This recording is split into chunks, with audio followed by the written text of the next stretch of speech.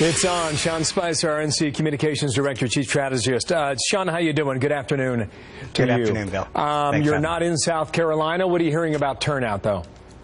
Well, turnout is way up from what we've seen so far. Absentee and military returns are up tremendously, but this isn't new. We've seen this in both Iowa and New Hampshire. Record turnout on the Republican side. That's not true on the Democratic side. I think it's really important because what you're seeing is not just a lot of hype and ratings for the debates, but it's translating into interest. It's not just Republicans, it's independents, it's Democrats voting in the Republican primary, trying to say, I'm tired of the Democratic way. I like what the Republicans are saying. I'm on board with them.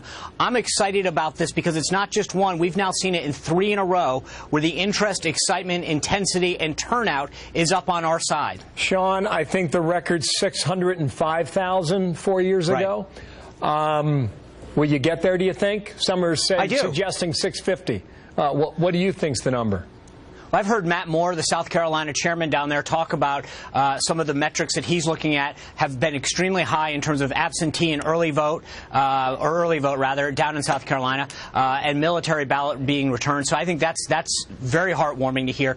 But if we want to keep this in perspective, Bill, there's 1,237 delegates needed to win the Republican nomination. 50 are at stake tonight. 26 will be at large. 21 will be decided by congressional district. All winner take all in each of those instances. But more importantly, we've got to remember that in the month of February, 6% of the delegates, 133 total, are at stake.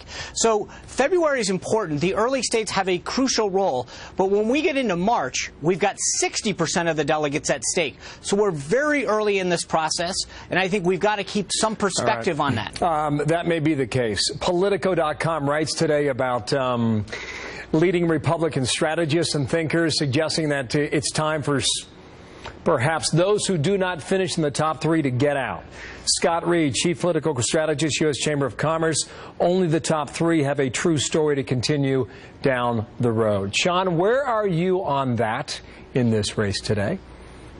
I think that the last thing Republican voters and activists need are people in Washington telling them what candidates need to go on or not. This is going to be up to the voters, and under the leadership of Chairman Priebus, we've got more states, more voters participating in this process than ever before, and I think it's the voters' right to have a say in who this nominee is going to be, and not a bunch of pundits in Washington telling the candidates when to get out. So I think each of these candidates is going to make an assessment in terms of the support they're getting, the resources they have, whether or not to continue in this race. But again, the thing is that this is different than any cycle before. We're going to leave South Carolina, then the Nevada caucuses are up. But then just a few days after that, you've got 11 states on March 1st.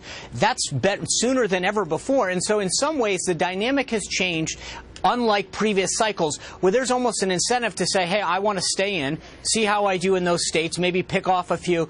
But some candidates are going to make the ultimate decision that either they don't have the support or resources to carry on. South Carolina has traditionally played an important role in this process. I'm going to take that as it's up to them to make their own call.